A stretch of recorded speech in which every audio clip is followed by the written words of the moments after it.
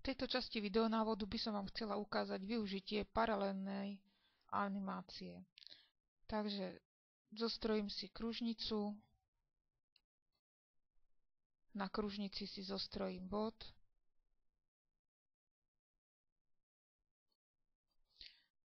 a zostrojím si ďalšiu kružnicu so stredom v tomto bode a na tej menšej kružnici si zvolím bod. Zapnem si stopu. Budeme sledovať stopu tohto bodu. A pri paralelnej animácii, pokiaľ nestlačíte Enter, môžete zadávať, za ktoré body budú pohyblivé. Takže tento bod sa bude posúvať po kružnici, v tomto smere.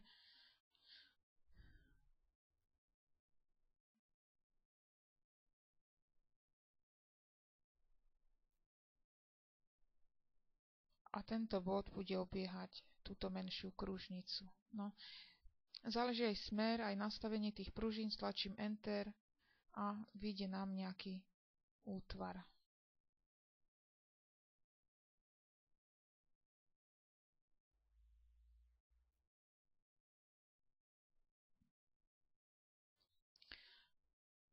Kliknutím do plochy sa zastaví animácia. Ja si to vypnem tento bod.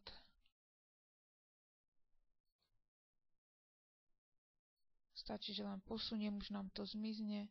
Vidíme, že tento bod môže sa hýbať po tejto kružnici a tento bod zase po tejto. Si to nastavím. Zapnem stopu tomuto bodu a natiahnem pružiny paralelnej animácie zase trošku ináč. Takže túto pružinu a pozor, aby sa smery síl nevynulovali. A túto pružinu pustím a zase je vidno, že ten tvar výsledný, ktorý kreslí stopa, má iný tvar ako predtým, pričom sú to tie isté kružnice. Takže takto sa dajú skúmať rôzne javy, pôsobenie síl alebo vykresľovať zaujímavé obrázky.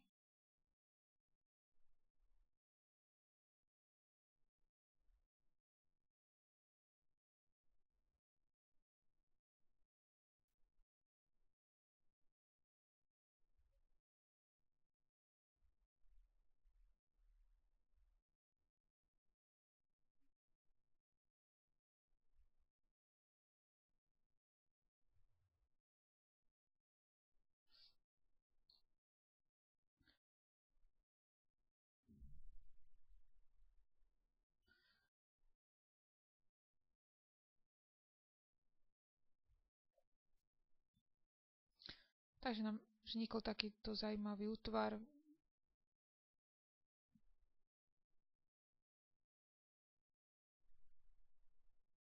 No, skúsime zase ináč natiahnuť. Vypnem stopu, tuto je tá bodka, vypnem ho. Posuniem tento bod, aby sme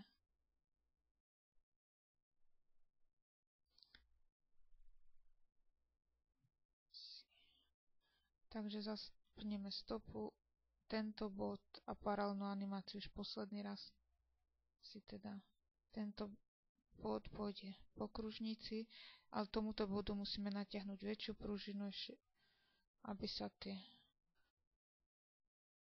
a dáme zase takýto smer, uvidíme, čo sa zaujímavé nakreslí. A je to podobné. Ale iná veľkosť, iné oblúky.